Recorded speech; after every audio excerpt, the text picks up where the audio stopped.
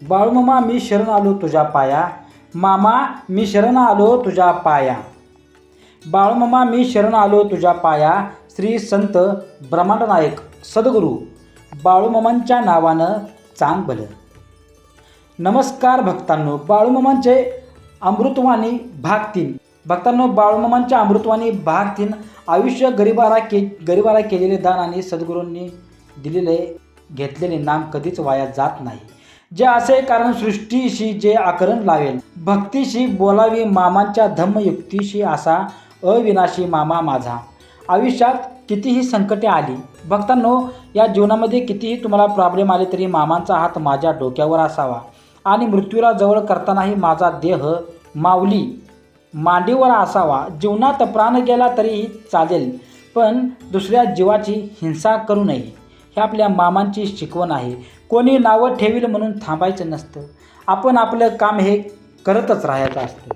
भक्तांनो, तुझ्या अंतर्मनात आहे मी, तुला हरू देणार नाही. या कलियुगात मी तुला एकटे सोडणार नाही. बोला बाळूमामाच्या नावानं चांगलं. हातातील रेषेमध्ये दडलेले भविष्य पाहू नकोस, त्याच हाताने चांगले काम कर आणि मुखामध्ये बाळूमामांचे नाव सतत घेत राहा. एक शब्द आहे नशीब त्यांच्याशी लढून बघा, हरला नाही तर सांगा. दुसरा शब्द आहे मामा, आतुरतेने बोलवा मामांना. आणि मनासारखं नाही झालं तर भक्तांनो सांगा, तुम्हाला मामांचा चमत्कार बघायला असेल तर कमेंट बॉक्समध्ये मामा मामा माझ्या संकटाच्या वेळी तुम्ही धावून या आणि मला संकटात वाचवा असे लिहून पहा. विभूती नमन नाम ध्यानादी तीर्थ मामाच. या पंचामृतात जेव्हा जेव्हा तुला माझी गरज असते, तेव्हा तेव्हा मी तुझ्यासाठी धाव घेईन, पळतच येईन. हाच तुला आशीर्वाद. जय बाळूमामा. बाळूमामाच्या नावानं चांग भलं. प्रार्थनेचे लवकर फळ मिळावे म्हणून मामांचा हा उद्देश लक्षात ठेवा. आपली इच्छा लवकर देवाने पूर्ण करावे असे सर्वांनाच वाटते, पण या मनामध्ये किती अर्थता आहे हे देव मात्र पडताळून पाहतो. म्हणून बाळूमामा सांगतात, सगळेच माझे भक्त प्रार्थना करतात, पण सगळ्यांचीच प्रार्थना माझ्यापर्यंत पोचेल असे नाही. भक्तांनो नीट ऐका, कारण बाळूमामा आपल्या प्रिय भक्तांच्या स्वप्नात येऊन त्याला दृष्टांत देऊन जातात आणि सांगतात. ऐक, एके वेळी काय झालं, मामा आपल्या भक्तांना घेऊन प्रवासात निघाले होते, म्हणजेच पंढरपूर यात्रेला निघाले होते. तेवढ्यात अवकाळी पावसाने घाला घातला आणि मामासोबत असताना सर्वच भक्त भीतीने थरथर कापू लागले. सगळ्यांनी एका झाडाचा आश्रय घेतला आणि सगळेजण पाऊस थांबण्याची वाट बघत होते. परंतु पावसाचा जोर आणखीन जोरात वाढला. सगळ्यांच्या मनामध्ये आता पूर येईल अशीच भीती होती, चिंता निर्माण झाली होती, काळजी वाटत होती. तेव्हा सर्व भक्त मामांकडे प्रार्थना करू लागले. मामा विनंती करू लागले मामांना, मामा तुम्हीच काहीतरी आता करू शकता आणि या पावसाला थांबवू शकता. तेव्हा बाळूमामा म्हणाले, माझ्याकडे हात जोडण्यापेक्षा, माझ्याकडे विनंती करण्यापेक्षा तुम्ही त्या पावसालाच विनंती करा. जर तुम्ही सर्वांनी मिळून अतिशय मनापासून त्याला विनंती केली, कृपा केली, प्रार्थना केली तर तो तुमचं नक्कीच ऐकणार. कारण प्रार्थनेत शक्ती आहे भक्तांना, आणि त्यापेक्षा सामूहिक प्रार्थना लवकर पावते. त्यासाठी सर्वांनी एक मुखाने भक्तांनो, एक दिलाने प्रार्थना करा, एका मनाने प्रार्थना करा. आणि मग सर्व भक्तांना मामांचे म्हणणे पटले आणि सर्वांनी मनापासून श्रद्धेने प्रार्थना केली तर काय आश्चर्य झाले, पाऊस कमी आला.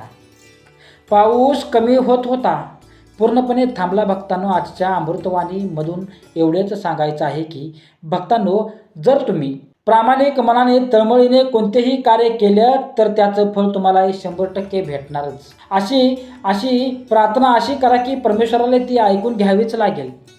आपल्या शब्दामध्ये भक्तांनो, आपल्या भावनेमध्ये इतकी ताकद असली पाहिजे की परमेश्वराने आपली प्रार्थना भावूक होऊन ऐकली पाहिजे. देवाकडे मागत असताना असे ते काहीतरी मागा की त्या मागण्यामध्ये भक्तांनो, माझ्या बाळूमामाच्या प्रिय भक्तांनो, आपले हित नसून सर्व सजीव सृष्टीचे, सर्व निसर्गाचे, सर्व मानवी आयुष्याचे कल्याण व्हावे. पण जर का तुमच्या मनामध्ये असे विचार येत असतील की माझंच चांगलं व्हावं, तर भक्तांनो, आणि दुसऱ्याचं वाईट व्हावं असं असेल तर तुमची इच्छा कधीच पूर्ण होणार नाही. आणि भक्तांनो, बाळूमामांची कृपा तुमच्यावर होणार नाही ही मी मनापासून सांगतो.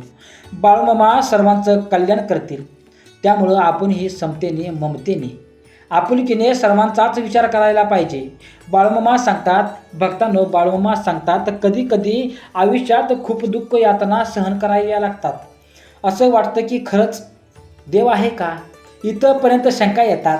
पण खरं तर हीच वेळ आपल्या परीक्षेची असते. भक्तांनो, विश्वास ठेवा. खरं तर इथूनच मामांची लीला चालू होते, इथूनच मामांचा खेळ चालू होतो. फक्त मनापासून विश्वास तुटून देऊ नका. आई बाळाला हवेत भिरकावते तेव्हा ते बाळ काही क्षण हवेतच असतं. पण भक्तांनो, त्या बाळाला पूर्णपणे विश्वास असतो की हे जे कोणी आहे ते मला पडू देणार नाही. असाच भक्तांनो विश्वास मामावरती हवा. कधी कधी असं वाटतं की माझं कसं होईल, मला हे शक्य होईल का, माझी ही इच्छा पूर्ण होईल का. पण भक्तांनो तुम्ही लक्षात ठेवा, अशक्य हे काहीच नाही. म्हणून म्हणतात भक्तांनो, कृतीवर शक्य नाही तर अशक्य ठरवतात मामा. अशक्य हे शक्य करतील मामा. जीवनात मामा तुम्हाला तेच देतात जे तुमच्यासाठी योग्य आहे. फक्त त्यावर तुमचा विश्वास असायला पाहिजे. भक्तांनो नमस्कार. भक्तांनो, प्रत्येकाचे घर प्रत्येकाच्या मनासारखे असायला हवे असे प्रत्येकाला वाटत असते.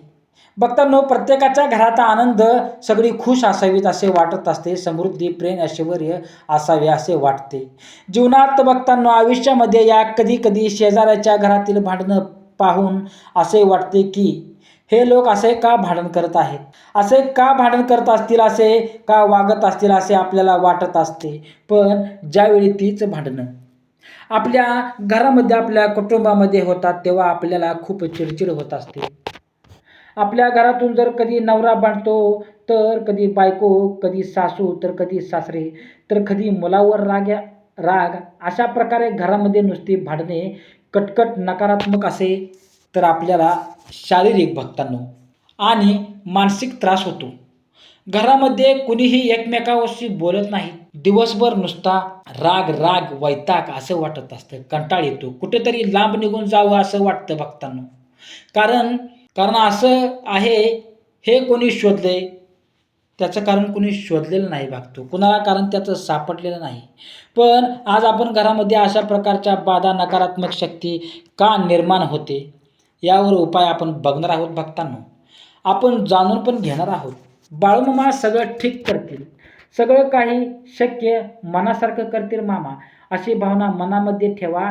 जर घरामध्ये नेहमी भांडणे होत असतील तर भक्तांनो, त्यावर तुम्ही शांत चित्तेने विचार करावा की घरामध्ये भांडण नेमकं कोणत्या कारणाने होत आहेत. आणि जेव्हा भांडण होतं तेव्हा त्यावेळी समोरच्यालाही समजून सांगावं की भक्तांनो, की तू या ठिकाणी चुकत आहेस, आणि या चुकत आहे समोरच्या व्यक्तीला शांत चित्तेने समजावून. भक्तांनो, हे एक सर्वात मोठं सोल्युशन आहे. मामा सांगतात, नेहमी शांत चित्तेने विचार करा, मन शांत ठेवा. जेव्हा घरामध्ये भांडणं होतं तेव्हा असं वाटतं की कुठंतरी घराच्या बाहेर लांब निघून जावं, तर असं करू नका. कारण घरातील वाद, भांडणे हे कधी कधी वास्तू दोषामुळे होत असतात. तर भक्तांनो, यावर काही तोडगे आहेत, तर हे आज मी तुम्हाला सांगणार आहे. चला तर मागे. मग घरामध्ये नेहमी भांडणे, किटकिट का होत असतील तर यावर कोणते तोडगे करायला हवेत. पहिला तोडगा, जर घरामध्ये कायमच किटकिट होत असेल, भांडणे होत असेल, नकारात्मक असेल घर, तर तुम्ही घरामध्ये रात्रीच्या वेळी, भक्तांनो, संध्याकाळच्या वेळी देवाला धूप अगरबत्ती लावल्यानंतर घंटा वाजवावी. देवाच्या समोर अगदी 2 ते 3 मिनिटे बसायचं. भक्तांनो, घंटा वाजवायच्या आहे. असे केल्याने घरातील सर्व वाईट शक्ती नाश होतो. नंबर 2, रोज सकाळी देवपूजा करायच्या अगोदर भक्तांनो घरामध्ये सर्वत्र गंगाजल शिंपडा. असे केल्याने घरातील नकारात्मक वस्तू दोष दूर होऊन घरामध्ये सुख, समृद्धी, शांती निर्माण होते. लक्ष्मी, शांतता, ऐश्वर्य, धनप्राप्तीचा लाभ होतो. नंबर 3, घरामध्ये प्रसन्न वाटणारे, भक्तांनो, घरामध्ये प्रसन्न वाटणारे असे देवी देवतांचे फोटो लावावे. आता तुम्ही म्हणाल की भांडणाचा आणि देवी देवतांचा काय संबंध आहे. आणि फोटोचा काय संबंध आहे? पण तुमच्या घरामध्ये देवी देवतांचे फोटो एकमेकांना मुख करून भक्तांनो असतील तर गुरुकलह होतो. तसेच जर घरामध्ये महाभारत युद्धाचे फोटो असतील तर भक्तांनो घरामध्ये नकारात्मक शक्ती भांडणे होण्याची दाट शक्यता असते. म्हणून घरामध्ये अशा प्रकारचे फोटो लावू नये. तसेच घरामध्ये कोल्हा, कुत्रा, चित्ता, सिंह अशा प्रकारच्या भक्तांनो प्राण्यांचा फोटो कधीच लावू नका भक्तांनो. त्याविरुद्ध तुम्ही घरामध्ये फुलांचे, नैसर्गिक देवी देवतांचे भक्तांनो मन प्रसन्न करणारे असे फोटो लावावे. घरातील बेडरूममध्ये राधाकृष्णाचा फोटो लावावा. राधाकृष्णाची जोडी आपल्या सर्वांना तर माहीतच आहे. तर तुमच्या घरामध्ये नेहमी नवरा बायकोमध्ये भांडण वादविवाद होत असतील तर तुम्ही बेडरूममध्ये राधाकृष्णाचा फोटो लावा. जर तुम्ही राधाकृष्णाचा फोटो लावला तर भक्तांनो तुमचे सर्व वादविवाद, भांडणे, तंटा नष्ट होऊन जातील. तुमच्यातील प्रेम वाढू लागेल. तसेच घरामध्ये नटराजांची मूर्ती नसावी. नटराजांची मूर्ती म्हणजे शिवचा अवतार आहे. जसा शिव तांडव भक्तांनो, शिव तांडव करतो. तसेच घरामध्ये वादविवाद, भांडण, तांडव होत असतात. चौथा उपाय भक्तांनो, बाथरूममध्ये टॉयलेटच्या खिडकीमध्ये वाटीत मिठाचे 4 ते 5 खडे ठेवावे. असे केल्याने घरातील नकारात्मक ऊर्जा बाहेर येण्यास मदत होईल. हे मिठाचे खडे तुम्ही प्रत्येक महिन्याला भक्तांनो ठेवायचे आहेत. अमावस्याच्या किंवा पौर्णिमेच्या दिवशी ते बदलायचे आहेत. रोज सकाळी किंवा संध्याकाळी तुमच्या घरामध्ये भक्तिगीते लावावीत. जर तुम्ही सकाळी उठल्याबरोबर भक्तिगीते लावलीत तर भक्तांनो तुमच्या मनामध्ये जे वाईट विचार आहेत ते नष्ट होतात. त्याचबरोबर तुम्ही रोज संध्याकाळी भक्तिगीते लावली तर दिवसभरामध्ये तुमच्या मनामध्ये आलेले सर्व काही वाईट विचार असतील, वाईट थॉट असतील किंवा तुमचे मन भक्तिमय होऊन तुमचे मन अगदी प्रसन्न होईल असे भक्तिमय गाणे लावल्यानंतर. म्हणून त्यामुळे तुमच्या घरामध्ये, परिवारामध्ये चांगले संबंध राहावेत. भांडणे, कटकटी यापासून मुक्तता होण्यासाठी कापूरसुद्धा लावला जातो. 6वा नियम, कापूर तुम्ही तुमच्या घरामध्ये रोज सकाळी आणि संध्याकाळी कापूर जाळला तर भक्तांनो तुमच्या घरातील नकारात्मक शक्ती निघून जाऊन तुमच्या घरामध्ये प्रसन्न वातावरण निर्माण होईल. कापूर जाळल्याने तुमच्या घरातील सर्व नकारात्मक वस्तुदोष, नकारात्मक गोष्टी, विचार निघून जातील. तुमच्या घराला सुख, समृद्धी आणि समाधान, चांगल्या गोष्टींची मदत होईल तुम्हाला. जर भक्तांनो तुम्ही प्रत्येक आठवड्याला किंवा आठवड्यातून 1 वेळा तरी मंदिरात, गार्डनमध्ये फिरायला जात असाल तर भक्तांनो ते जमत नसेल, तर शक्य होत नसेल तर तुम्ही वेळ काढून आठवड्यातून 1 दिवस घरातल्या घरात का असेना 7 पावले फिरायचे आहेत. शक्यतो रात्रीच्या वेळी बाहेर फिरायला जा. कारण रात्रीच्या वेळी प्रसन्न वातावरण आपले मन प्रसन्न होऊन जाते.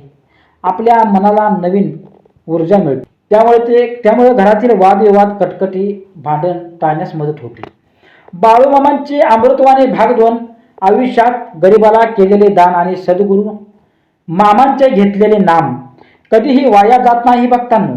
जे असे कारण सृष्टीने जे आकारणी लावलेली आहे भक्तींची, बोलावी मनाच्या धम्मयुक्तीशी. असा अविनाशी मामा माझा आयुष्यात कितीही संकट आली तरी मामांचा हात माझ्या डोक्यावर कायम असावा आणि असणारच आहे आणि मृत्यूला जवळ करता नाही येणार. लक्षात ठेवा. माऊलींच्या मांडीवर असावा हात माझे डोके. जीवनात प्राण गेला तरीही दुसऱ्या जीवाची हिंसा करू नका भक्तांनो. कारण कोणी नावं ठेवले म्हणून थांबायचं नसतं. आपण आपलं कर्म करायचं असतं. अंतर्मनात आहे, मी तुला हरू देणार नाही. या कलियुगामध्ये मी तुला एकटं सोडणार नाही. वाईट वेळेत साथ सोडलेल्या लोकांकडे लक्ष देऊ नका भक्तांनो. कारण भक्तांनो वाईट वेळेमध्ये आपली साथ सोडतात जी लोक, ते मित्रांनो, भक्तांनो, मी तुम्हाला कळकळीची विनंती सांगतो, त्या लोकांपासून तुम्ही लांबच राहा. कारण अशी लोक आपली नसतात. लक्षात. प्रगती आपलीही होणार नाही कधीच आणि भक्तांनो त्या लोकांची सुद्धा प्रगती कधीच होणार. त्यामुळे अशा लोकांपासून तुम्ही लांबच राहिलेलं बरं. असं म्हणतात की काळजी करणारे माणसं मिळायला भाग्य लागतं भक्तांनो. पण अशी माणसं आपल्याला मिळाली आहेत हे समजायला जास्तच भाग्य लागतं भक्तांनो. जय बाळूमामा. बाळूमामाच्या नावानं चांग भलं. भक्तांनो, कमेंटमध्ये 111 असे टाईप करा. तुम्हाला हा संदेश आवडला असेल तर 111 असा टाईप करा आणि मेसेज करा मित्रांनो. ठीक आहे. तर भक्तांनो, तुम्हाला असेच संदेश ऐकण्यासाठी, असेच बाळूमामांचे भक्तिमय संदेश ऐकण्यासाठी आत्ताच आपल्या चॅनलला लाईक करा आणि तुमच्या इतर कुटुंबांपर्यंत शेअर करायला विसरू नका. श्री बाळूमामा प्रसन्न. मी सर्व भक्तांना कळकळीची विनंती करतो की भक्तांनो, जर तुम्ही श्री खंडेरायाचे तिसरे रूप आहे आपले बाळूमामा, तर मी तुम्हाला कळकळीची विनंती करतो की बाळूमामांच्या दरबारामध्ये तुम्ही गेला असाल तर आजूबाजूला मामांची जी वस्ती आहे, इतर डोंगर, रान, जंगले असतील, फॉरेस्ट असेल, तर भक्तांनो त्या ठिकाणी, त्या दरबाराच्या आजूबाजूला त्या ठिकाणी तुम्ही जाऊन मुक्काम करा. तास 2 तास त्या झाडामध्ये तुम्ही हंतरून चटई टाकून बसा. तिथे तुम्ही भोजन केले तरी चालेल, कारण त्या ठिकाणी आपल्या मेंढी माऊलीने तिथे मेंढरे राखलेली आहेत. बाळूमामांचा स्पर्श त्या मातीला झालेला आहे. भक्तांनो, तुम्ही कधी पिन तिथे जाऊन बघा. तिथले सगळे वातावरण हिरवळ आहे. तिथील निसर्गरम्य वातावरण हिरवं आहे, कारण तिथे मामाचा पाऊल पडलेला आहे भक्तांनो. त्यामुळे तुम्हाला मी कळकळीची विनंती करतो, तुम्ही आदमापूर या गावी जाताना इतर तुम्हाला वस्त्या दिसतील, रानं दिसतील, वस्त्या दिसतील, तर त्या ठिकाणी तुम्ही झाडाखाली जाऊन बसा.